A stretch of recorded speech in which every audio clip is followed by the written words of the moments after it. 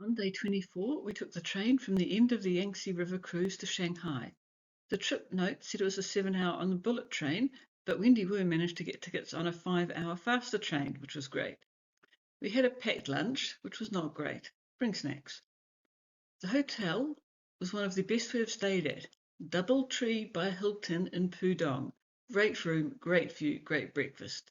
However, we were there on some public holidays, so the hotel was quite full and breakfast could get busy if you left it too late. There was plenty of food, but there was often no seating available. It wasn't the centre of town, more near the airport, but nothing seemed far away. We got a lot done in 2 days. It was late by the time we arrived, so all I saw was the following video from the hotel.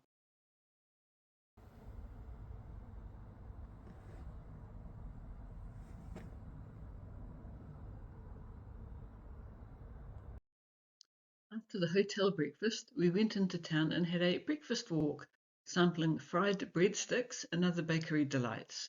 Everything looked very fresh. Our guide bought some items for us to share, and we all had a taste. Mainly the bakery items, not these delicacies. In the same area, there was a local fresh market. There were a few cats there hanging around, maybe for some scraps. I would not recommend this area for vegetarians. Next is a video of a woman filleting the thin eel-like creatures on the top right. She was very fast at it, and I thought very skillful. And they're in water as well.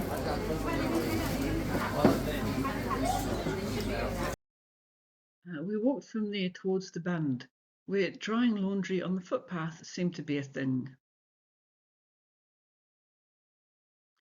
When we got to the Bund, we went on a riverside walk. On one side, opposite here, has lots of modern buildings and towers. I do like a curvy building. The other side that we walked along is the older European-style buildings dating from the late 1800s. This is one of the biggest buildings on this side in the centre of town. Plenty of couples getting European-style wedding photos taken outside. The Free Chocolate Museum is not a museum, but there are a few displays and several shopping opportunities. It's a one-way path, so once you get in, you have to keep going through. Don't bother. And the ice cream tour continues. Cultural and creative ice cream this time. We then went on to the silk factory. I think it was once a factory, but now more a museum and shop. It was very interesting. It was an official government shop, whatever that is. We were given these cards, and when we went in, we had to show them when we purchased something. I asked why, and was told this is so they know how much was purchased by each tour group. Maybe it reflects on the tour provider. It was a busy place and very interesting. They also did not accept Alipay or WeChat, which was interesting. Credit cards were fine.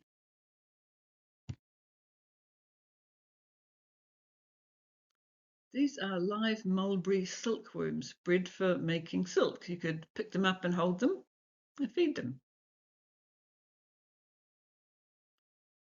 When the cocoons are ready, the worm is extracted and a single thread is fed into this machine which spools the silk at the top. This is an old style machine but still works, and they turned it on for us. Note that this can only be done with single occupancy cocoons. You can get twins, two with two worms inside. As they have both woven the cocoon, they cannot easily be unravelled into a single strand. They have another use. They are soaked and spread over these wooden half rounds. Once 10 or so are done, the result is put on a bed-sized table and someone at each corner stretches it to the size of the table. I wish I'd taken a video of that. It's amazing how it doesn't break with all that stretching. Do this a few times and you have a silk duvet inner. Good hand cream. What hand cream does she use? She's got nice nails, isn't she? And Her then nails are nice. we put this little silk cocoon in the water again. Now it's okay. But you know, winter time is freezing. I won't touch it on winter coming. coat. And then, see, put it on this bamboo arc frame and stretch down. I was after a new duvet and treated myself to one of these. For a bit more in price, you could have a package which included a sheet set. Not any set, but a choice of 3. I picked this one. The set included a duvet cover, flat sheet, and 2 pillowcases. To help with luggage constraints, they opened the duvet bag, put the sheets in, and sent it off to be shrink wrapped. Great service. It came out quite flat. Your suitcase will still weigh the same, though. You sign the outside of the bag, and 10 minutes later go to collect it. However, no one actually checked this was mine. The package deal was for the lightest weight duvet. You could upgrade to a medium or heavy. I upgraded to the medium. The total cost was 3,000 yuan, around 700 New Zealand dollars. You will be told that you cannot buy silk duvet inners outside China. If you're interested, you might want to check this out locally. When I got home, I turned the duvet cover into a fitted sheet, giving me a flat sheet, fitted sheet, pillowcases, and enough spare material for 2 more pillowcases. This meant the cat was not pulling threads on a duvet cover. If you have a cat on this material, it will be ruined in no time. If you spend a certain amount, you get a free silk scarf. However, this is not done in the checkout. You have to remember to find this at a different counter near where you pick up your shrink wrapped set. There's a choice of 2 designs, and yes, this was the least worst. Then we went to Yew Gardens, started in 1559 with various reconstructions since. They are lovely, but as it was a public holiday, they were extremely crowded. Our guide took us on a walking tour, but it was not so much walking as a very slow shuffle. A quieter section. My photo taken was quite limited to looking up where there were no crowds. Old curves and new curves. I like the dragon along the garden wall. After our guided tour, we were supposed to have some free time to wander the gardens before leaving. Given the crowding, we all agreed we'd had enough and it was time to leave.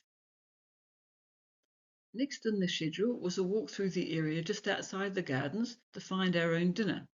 All the eating places were very crowded and that didn't appeal. Some suggested we have a ride on the Maglev train, a magnetic levitation train that ran to and from the airport. We went to that spot and some went to find dinner, but most of us went on the train. Just there and back, we didn't get off. There's a small free museum, but it's very technical and only of interest to engineers. Although it can go over 400 kilometres an hour, the regular trip does 300. On the way to the airport, sit on the right. Then you get to see close up the train coming back the other way with you both at 300 kilometres an hour. The round trip was 80 yuan, around 20 New Zealand dollars. To finish off this busy day, we had an included night cruise. As it was a public holiday, it was very crowded getting to the right boat, and also once on. I'm not usually an upgrade kind of person, but for around 25 New Zealand dollars, you could get to an exclusive part of the boat away from the crowds with uninterrupted views. I was well overcrowded, so went for this. You also got an ice cream and a snack, which turned out to be a small box of shortbread, something I had not seen in China before. It's a very touristy thing to do, but it was a highlight of the trip. The boat goes up the river, turns around and back to the start. I stayed seated on the same side of the boat, so got both sides of the river. Make sure your camera battery is fully charged. There's lots to see. Lots of flashing lights also and displays. Note the advertising on the building here for a bottle of something. I did take lots of photos, but I'd better stop now. The trip was 150 yuan, around 37 New Zealand. It was included in my tour, but if for you it's an optional extra, then I highly recommend going.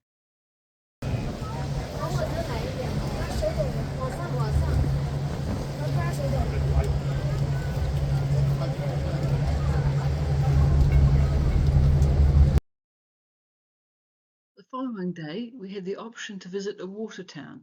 Not quite Venice, but built on an old canal system. It cost 430 yuan, around 100 New Zealand dollars, which included a mediocre lunch. It was supposed to take an hour to get there, but it was still a public holiday, so the traffic was terrible. It was at least 2 hours. Our guide took us on a walking tour. It's a very cute village, but many lanes are two-person width at best, so with the huge crowds, it was not pleasant. The proper roads were fine, but they didn't have the cuteness of the alleyways. Pause here if you want to read more.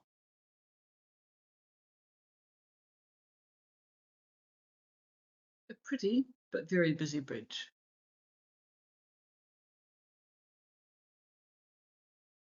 The view from the bridge, once I managed to get a good spot. There were police moving everyone along the bridge to keep the flow of the crowd going. Some interesting art in the wall of this cafe. You could sit here, pop your feet in the pool, and the fish would nibble away any old skin. I didn't do this. Sights from some of the market stalls.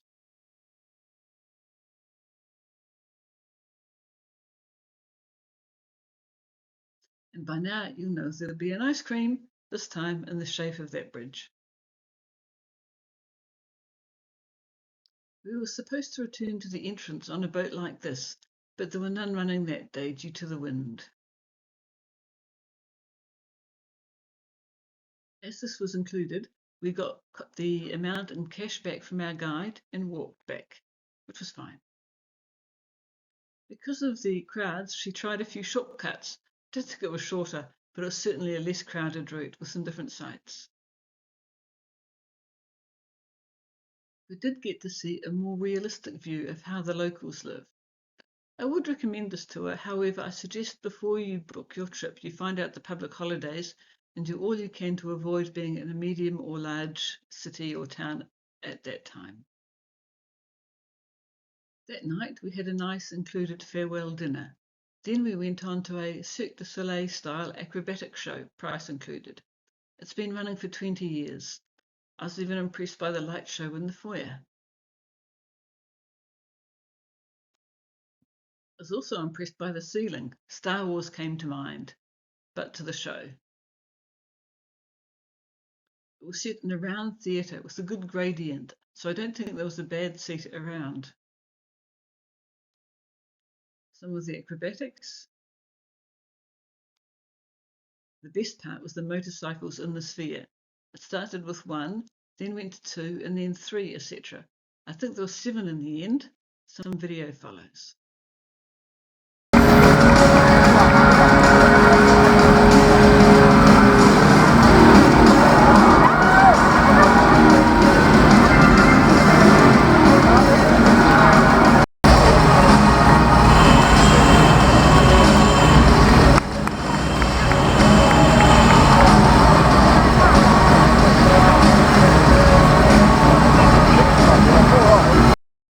This is from the outside of the theatre. I was thinking Star Trek for this one.